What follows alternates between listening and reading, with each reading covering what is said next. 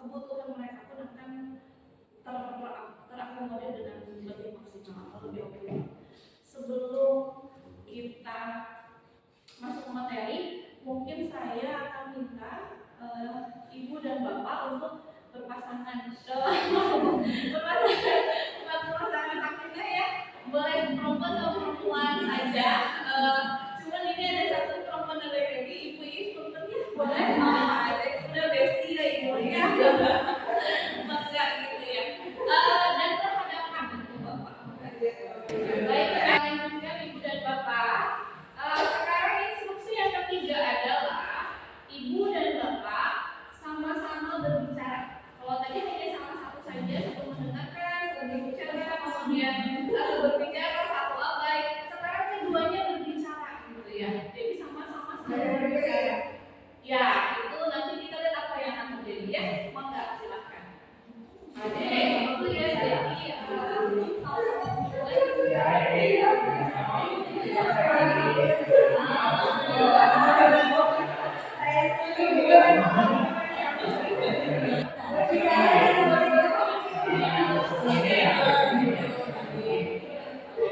Jadi situasinya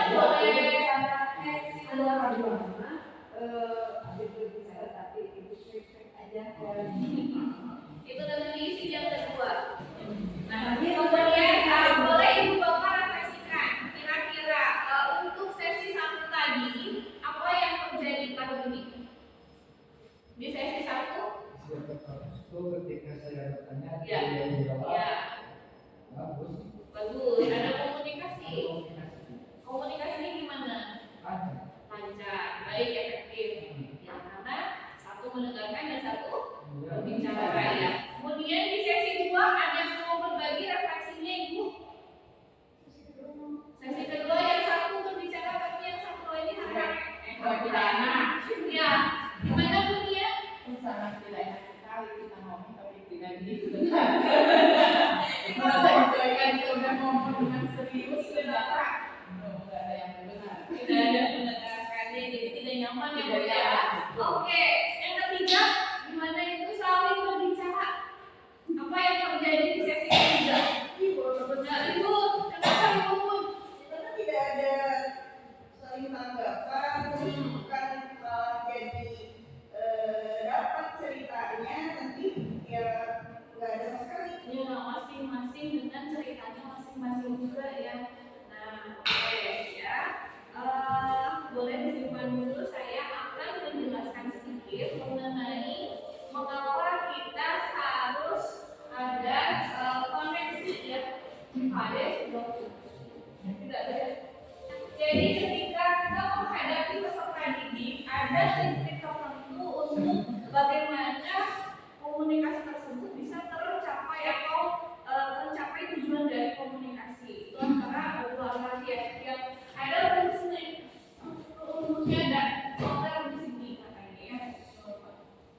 Yang pertama adalah seperti ini, di mana kita mencoba atau posisi duduk kita berhadapan dengan pembicara atau pendengar ya. Itu sebagai pendengar, posisi ketika kita berhadapan dengan lawan bicara kita akan seolah-olah menerima dengan apa yang akan mereka ungkapkan. Jadi ada penerimaan dalam diri kita, sehingga di situ yang akan bercerita pun akan merasakan diterima gitu ya. Itu yang namanya scholarly. Yang keduanya ada over gesture.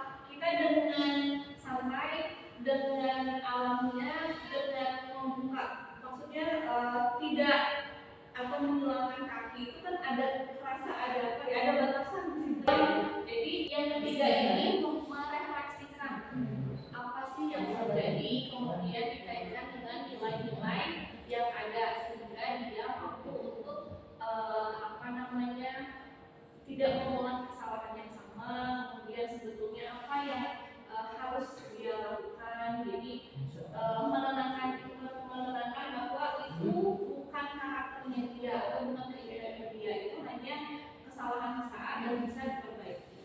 Mungkin itu untuk jaga koneksi ya, Ibu dan Bapak. Mungkin itu saja yang bisa saya sampaikan. Semoga kedepannya kita bisa memberikan yang terbaik untuk peserta didik kita dengan mudah-mudahan Allah kalimat